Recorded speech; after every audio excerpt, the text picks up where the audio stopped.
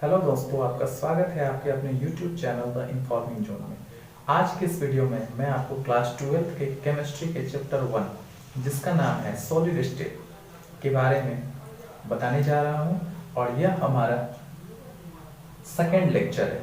ठीक है, first lecture जो है, फर्स्ट वीडियो जो है वो मैंने अपलोड कर दिया है, तो अगर आपने अब तक नहीं देखा है तो मैं लिंक डिस्क्रिप्शन में डाल दूंगा, आप देख लीजिए वहाँ से। ठीक है, और आज जो है ये हमारा दूसरा वीडियो है। ठीक है, पिछले वीडियो में बहुत सारे स्टूडेंट्स ने मुझे बताया था और मैंने भी देखा, मैंने भी सुना कि हमारा जो वीडियो था उसमें साउंड का कुछ प्रॉब्लम था। ठीक है, तो और कोशिश करूँगा कि इस वीडियो में आपको पहले से बेहतर गुणवत्ता में आपको कुछ सिखा सकूँ। चलिए आज का वीडियो शुरू करते हैं। तो आज का जो हमारा पहला टॉपिक है वो है ठोस। पिछले वीडियो में हम लोगों ने ठोस के डेफिनेशन को पढ़ा था। ठीक है, आज का जो वीडियो है, इस वीडियो में हम ठोस को कैटेगराइज करेंगे। ठीक है, यानी ठोस को जो है, और बहुत सारे स्टूडेंट्स ने मुझे बताया था कि लिखने में सर बहुत ज़्यादा समय वेस्ट होता है। ठीक है, जब आप ऑनलाइन वीडियो में लिखते हो तो आपका बहुत समय जो होता है वो बर्बाद हो रहा होता है। तो इसलिए आज के इस वीडियो में मैंने पहले से लिख के रखा है ताकि आपका समय ज़्यादा बर्बाद ना हो और मैं आपको अधिक से अधिक सिखा सकूं। ठीक है, तो चलिए शुरू करते हैं। तो यहाँ मैंने फर्स्ट में लिखा है ठोस। ठोस को दो पार्ट में हम लोगों ने बांटा है। पहला पार्ट है क्रिस्टलीय ठोस और दूसरा है अक्रिस्टलीय ठोस। ठीक है, अब क्रिस्टलीय ठोस को दोबारा चार भाग में बांटा गया है। ठीक है, पहला है आयनिक ठोस, दूसरा है आणविक ठोस, तीसरा है सहसंयोजक ठोस और चौथा है धात्विक ठोस। ठीक है, तो फर्स्ट में मैंने यहाँ लिखा है क्रिस्टलीय ठोस। क्रिस्टलीय ठोस क्या है? तो क्रिस्टलीय ठोस जो है उसका सबसे पहले हम इंग्लिश बात करते हैं, उसको इंग्लिश में कहते क्या है? तो क्रिस्टलीय ठोस को इंग्लिश में क्रिस्टलाइन सॉलिड कहा जाता है। ठीक है, क्या कहा जाता है? Crystalline solid. ठीक है, उसके बाद फिर मैंने लिखा है ऐसे ठोस के अवयवी कण निश्चित नियमित क्रम में पूरे ठोस में सजा रहता है। यानी ये क्रिस्टलीय ठोस जो होते हैं, इनके जो कण होते हैं, ठीक है, इनके जो अवयवी कण होते हैं। अब पिछले वीडियो में मैंने आपको बता दिया था कि अवयवी कण क्या होते हैं। तो अवयवी कण वैसे कण को कहते हैं जिससे वो ठोस बना होता है। जैसे किसी भी ठोस के अवयवी कण कौन से होते हैं? तो परमाणु होते हैं। ठीक है, जिसे हम इंग्लिश में एटम कहते हैं, और अणु होते हैं और आयन होते हैं। ठीक है, इसे हम इंग्लिश में एटम कहते हैं, इसे मॉलिक्यूल्स कहते हैं और इसे आयन्स कहते हैं। ठीक है, तो इन्हीं कण को हम अवयवी कण के नाम से जानते हैं। ठीक है, तो इसके जो कण होते हैं, क्रिस्टलीय ठोस के जो कण होते हैं, अवयवी कण होते हैं, वो पूरे क्रिस्टल में एक नियमित पैटर्न में सजे होते हैं। कहने का मतलब है, जैसे अगर हम बात करें तो हो सकता है उसके कण कुछ इस तरह से होंगे, ऐसे होंगे, फिर ऐसे, फिर ऐसे, फिर ऐसे, फिर ऐसे, फिर ऐसे, फिर ऐसे, फिर ऐसे। कहने का मतलब है एक नियमित पैटर्न में होंगे। हम देख रहे हैं जैसा कि ये है, फिर ये है, फिर ये, एक नियमित, एक निश्चित पैटर्न है। ठीक है, तो इसी को हम लोग क्या कहते हैं? निश्चित नियमित क्रम। ठीक है, ये हम देख रहे हैं एक निश्चित क्रम है और नियमित भी है। ठीक है, तो क्रिस्टलीय ठोस जो होते हैं, इसके कण क्या होते हैं? तो निश्चित नियमित क्रम में पूरे ठोस में सजे रहते हैं। ठीक है, अब इसके हम लोग कुछ विशेष गुण के बारे में पढ़ाई करते हैं। ठीक है, तो विशेष गुण, पहला पॉइंट जो है वो मैंने लिखा है यहाँ, क्रिस्टलीय ठोस की ज्यामिति निश्चित होती है एवं इसके गलनांक और क्वथनांक तीक्ष्ण होते हैं। ठीक है, तो देखिए इसकी जो ज्यामिति होती है, मतलब अभी हम लोगों ने पढ़ा इसकी जो संरचना है वो एक निश्चित पैटर्न में सजी होती है। ठीक है, यानी इसकी ज्यामिति हम कह सकते हैं क्या होती है? निश्चित होती है। ठीक है, और इसके गलनांक और क्वथनांक जो होते हैं वो तीक्ष्ण होते हैं। तीक्ष्ण इंग्लिश होता है शार्प। ठीक है, अगर हम तीक्ष्ण की यहाँ बात करें तो तीक्ष्ण का मतलब होता है इसके गलनांक और क्वथनांक जो होते हैं वो उच्च होते हैं। ठीक है, क्या होते हैं? उच्च होते हैं। उसके बाद हमारा दूसरा पॉइंट है, इसके कण पूरे क्रिस्टल में एक नियमित क्रम में व्यवस्थित होते हैं, ठीक है, अतः इसे दीर्घपरासी ठोस, इंग्लिश है लॉन्ग रेंज सॉलिड भी कहते हैं। देखिए इसके जो कण होते हैं पूरे क्रिस्टल में क्या होते हैं, नियमित क्रम में व्यवस्थित होते हैं, अभी हम लोगों ने पढ़ा, ठीक है। तो इसीलिए हम लोग इसको क्या कहते हैं, तो दीर्घपरासी ठोस कहते हैं। देखिए ये चूंकि पूरे क्रिस्टल में एक पैटर्न में सजे होते हैं, ठीक है, यानी लॉन्ग रेंज में ये सजे होते हैं, ठीक है, इसीलिए इसको हम लोग क्या कहते हैं, तो दीर्घपरासी ठोस, इंग्लिश है लॉन्ग रेंज सॉलिड कहते हैं, ठीक है।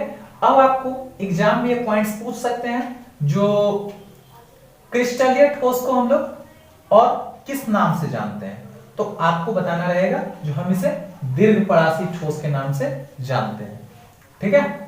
अब हम लोग इसका अगला पॉइंट लिखते हैं। आप वीडियो को पॉज करके आगे लिख लीजिए, और मैं चूंकि आपका ज्यादा समय बर्बाद ना हो इसीलिए मैं अब दोबारा लिख लेता हूं।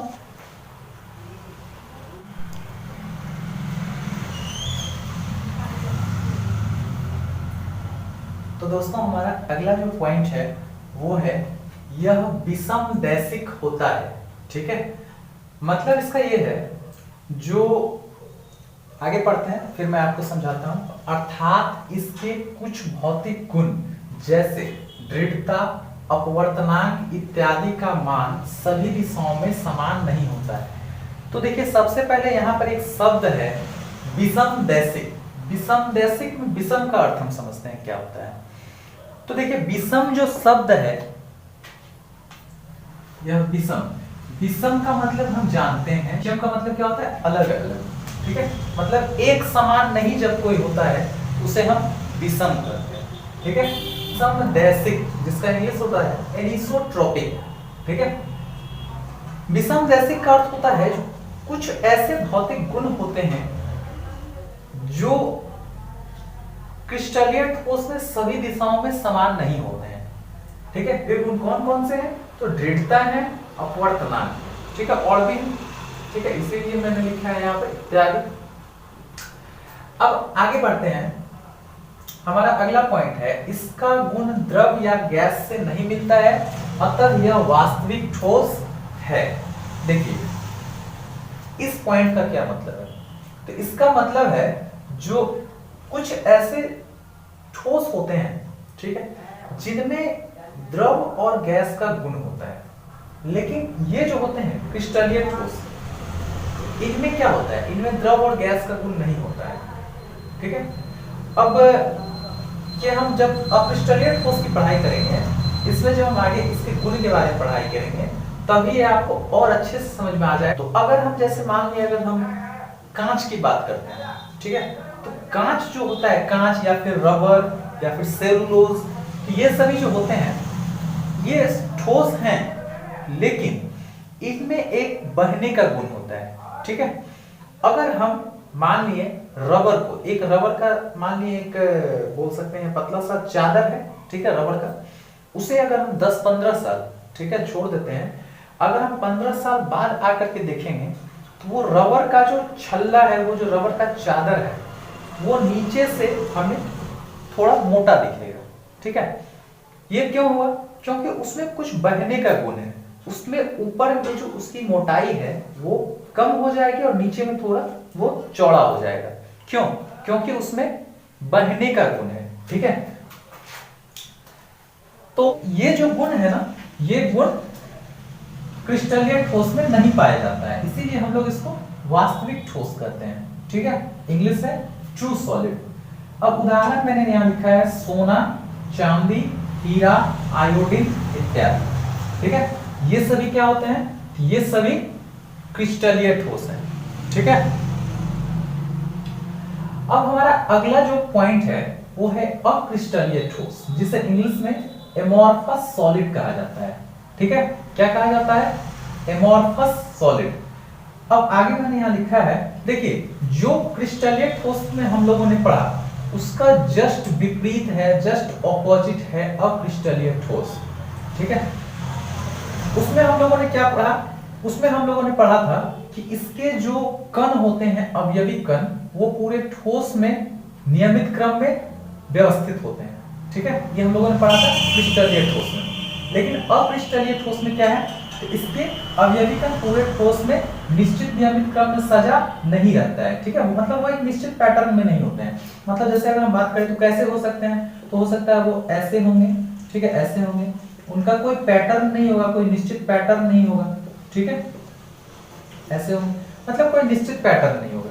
ठीक है, अब हमारा अगला पॉइंट जो है वो है, इसमें कुछ विशेष गुण इसके पढ़ते हैं हम लोग, जैसे हम लोगों ने क्रिस्टलीय ठोस में पढ़ा था, तो वैसे हम लोग अक्रिस्टलीय ठोस के भी कुछ विशेष गुण के बारे में पढ़ाई करते हैं। तो हमारा जो पहला पॉइंट है वो है, इसकी ज्यामिति निश्चित नहीं होती है एवं इसके गलनांक और पतनांक भी तीक्ष्ण नहीं होते हैं। ठीक है, उसमें हम लोगों ने क्या पढ़ा था क्रिस्टलीय ठोस में, इसकी ज्यामिति निश्चित होती है लेकिन इसमें क्या है, निश्चित नहीं होती है। ठीक है, इसके गलनांक और क्वथनांक तीक्ष्ण नहीं होते हैं। उसमें क्या था, तो उसमें इसके गलनांक और क्वथनांक क्या थे, तीक्ष्ण थे, लेकिन इसमें तीक्ष्ण नहीं है। मतलब इसका जो गलनांक और क्वथनांक होगा वो क्या होगा, लो होगा। ठीक है, कम होगा। आगे है लिखा हुआ, इसके कण पूरे क्रिस्टल में नियमित क्रम में व्यवस्थित नहीं होते हैं, अतः इसे लघु परासी ठोस कहते हैं। ठीक है, देखिए लघु परासी ठोस कहते हैं, मतलब इसका जो कण है, अवयवी कण शॉर्ट रेंज में सजे हुए होते हैं। ठीक है, तो इसीलिए हम लोग इसको क्या कहते हैं, लघु परासी ठोस भी कहते हैं। ठीक है, इंग्लिश है शॉर्ट रेंज सॉलिड। ठीक है, उसमें क्या था, क्रिस्टलीय ठोस में क्या था, वह दीर्घ परासी ठोस था, लेकिन यह क्या है, लघु परासी ठोस है। ठीक है, बढ़ते हैं अपने अगले पॉइंट की ओर। हमारा अगला पॉइंट है, यह समदैशिक होता है। ठीक है, समदैशिक होता है, इंग्लिश में इसे हम आइसोट्रोपिक कहते हैं। इसका अर्थ क्या होता है, इसका अर्थ है इसके कुछ भौतिक गुण सभी दिशाओं में समान होते हैं। देखिए अभी जैसे हम लोगों ने पढ़ा था विषम दैशिक। ठीक है, विषम का मतलब हम लोगों ने समझा था अलग अलग, लेकिन यह क्या है, यह समदैशिक है। ठीक है, मतलब इसके जो गुण हैं, भौतिक गुण, कुछ भौतिक गुण, जैसे हम लोगों ने यहाँ समझा दृढ़ता, पठनांक, तो ये सब इसके जो गुण है, इसका जो मान होता है सभी दिशा में समान होता है। ठीक है, मतलब ये सभी दिशाओं में जो इसका मान है वो समान होता है। ठीक है, तो बढ़ते हैं अपने अगले पॉइंट की ओर। हमारा अगला पॉइंट है, मैं इसे इरेज कर देता हूं, आप वीडियो को पॉज कर कॉपी कर लें। ठीक है,